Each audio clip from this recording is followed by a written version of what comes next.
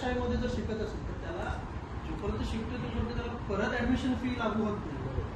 हे जे junior KG आणि सिनियर केजी आहे त्याच्यानंतर ऍक्च्युली हे सुरू होतं. त्याच्यामुळे पहिलीला त्यांनी जे घेतली नंतर मग परत 5वीला पण घेतात परत किंवा पुढे 9वी 10वी असं इश्यू आहे.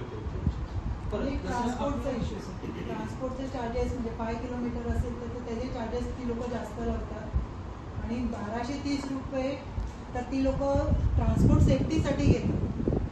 त्याच्या सेफ्टीमध्ये काय देतात तुम्ही लोक? ती फक्त आम्हाला GPS कळतं की ती बस कुठे येते कशी येते. ते बसच्या आतलं तर नाही समजणार. ऑफकोर्स ते प्रिन्सिपलकडे असतं. ट्रान्सपोर्टचं दिलं काय? हो हो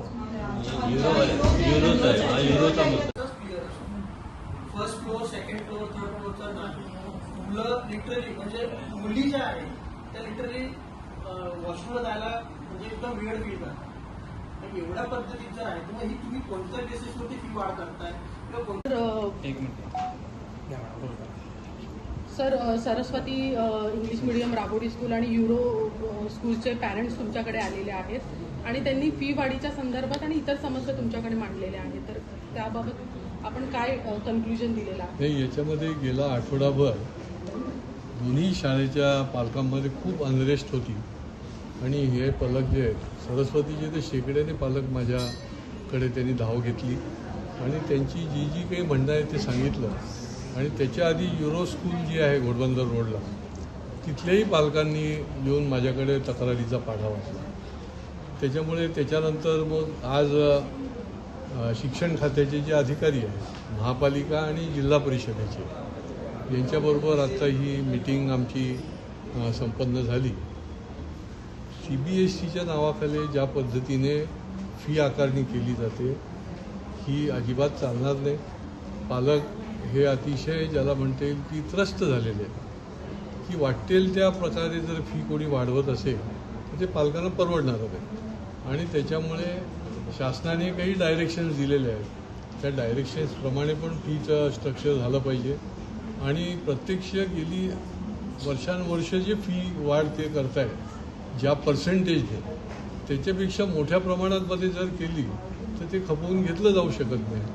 आणि त्याच्यामुळे या दोन्ही गोष्टी ज्या आहेत आणि इतर सुविधा आणि दर्जा त्या ठिकाणी मुलांना मिळत असलेल्या सुविधा या बाबतीतसुद्धा दोन्ही शाळांचं तक्रारी पालकांनी मांडून त्यांनी सांगितलं. तर या दोन्ही शाळांमध्ये शिक्षण खात्याचे प्रतिनिधी जे आहेत ते त्या ठिकाणी जाऊन इन्स्पेक्शन करणार आहेत. इन्स्पेक्शनच्या नंतर ज्या ज्या त्रुटी आढळल्या आहेत त्याच्यावर ते शोकॉज नोटीस पाठवून त्या परिपूर्तता करतील. सरस्वती शाळेचे मॅनेजमेंटचेही लोक भेटून गेले आणि त्यांनी फी वाढचं स्ट्रक्चर जे आहे त्याच्यासंबंधी आम्ही पुनर्विचार करतो आणि जी फी वाढ झालेली आहे त्याच्यासंबंधी आम्ही योग्य ते आपली जी मागणी आहे किंवा जे म्हणणं आहे त्याच्याप्रमाणे निर्णय घेतो असं त्यांनी सांगितलेलं आहे. आणि त्यामुळे फी जी आजचा आवाच्या सवा वाढली आहे ती कमी करण्याच्या मनस्थितीत जरी असले तरी अजून कमी केलेली नाही. आणि त्याच्यामुळे पालकांनी कुठल्याही प्रकारची ॲडमिशन आणि ॲडमिशन घेतानाची फी जी आहे ती न भरण्याचाच निर्णय घेतलेला आहे.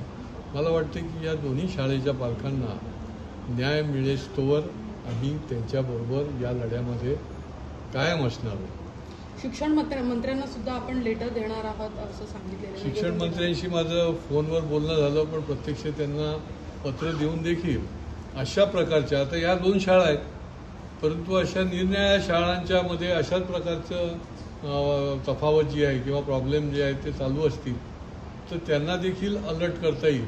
आणि शिक्षणाधिकाऱ्यांना मी हे देखील सांगितलं की तुम्ही सर्वच शाळांना अशा प्रकारचं पत्रक पाठवा, सर्क्युलर पाठवा की जेणेकरून पालकांमध्ये असा अचानक एकदम अनरेस्ट होणार नाही.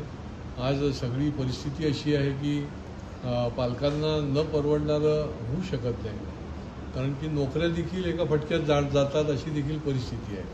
आणि त्यामुळे त्यांना न्याय देण्याचं काम जे आहे ते निश्चितपणे केलं जाईल आणि शासनाचं देखील त्याच्यामध्ये सहभाग घेऊन चुकीच्या पद्धतीने काम करणाऱ्या शाळा त्यांना देखील ज्याला म्हणता येईल की आम्ही सोडणार नाही.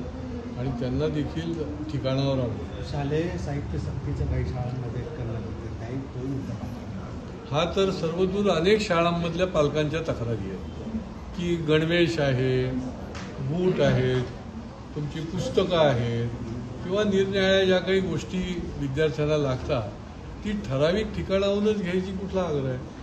असं तर कधी कुठल्याही शिक्षण विभागाने सांगितलेलं नाही आणि त्याच्यामुळे पालकांना तुम्ही त्याच्या संबंधामध्ये मुक्त ठेवलं पाहिजे.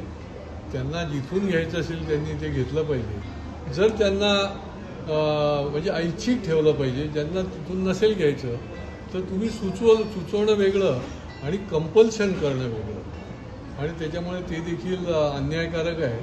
ते देखील सर्क्युलर जे आहे ते त्यांना पाठवलं जाणार आहे.